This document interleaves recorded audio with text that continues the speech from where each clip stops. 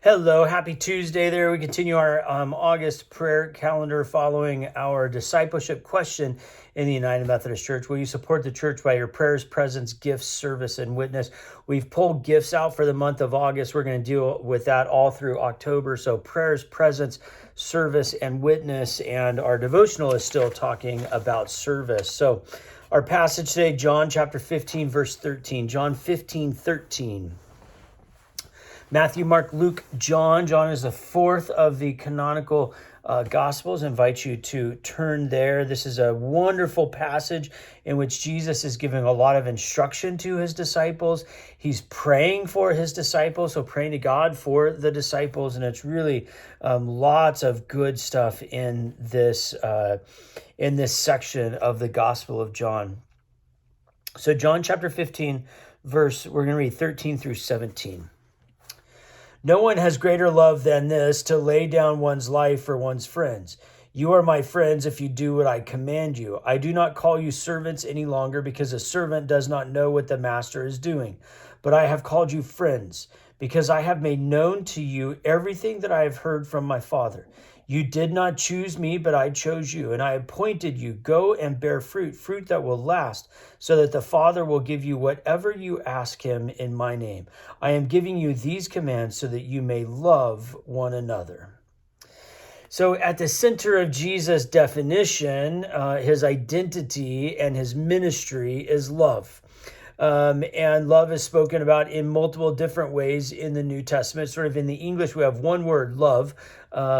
In the Greek, there were multiple different words that would connote different kinds of love. So you love your spouse in one way, you love your child in another way, you love an apple in another way, you love your parents or your siblings in another way, your friends in another way.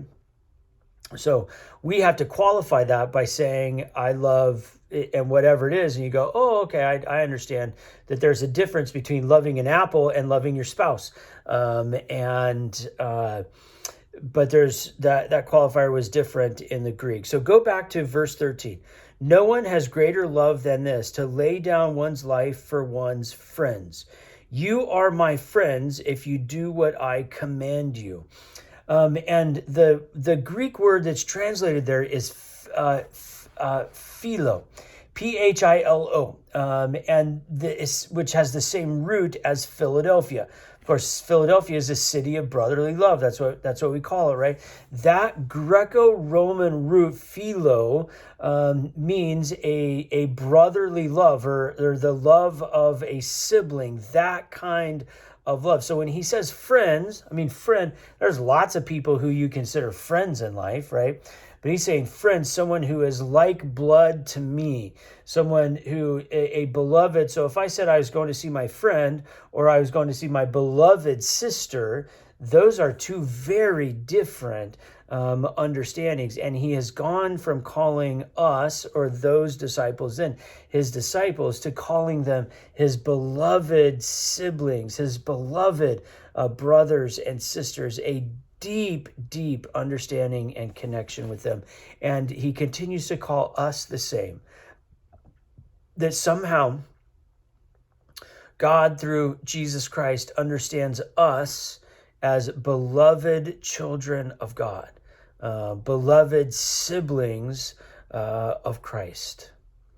And it's from there, he says, I have given you these commands, these ways of life, so you might display this kind of love, the kind of love I have for you, to display it to the world around. I hope that is what you are working on this week. God bless.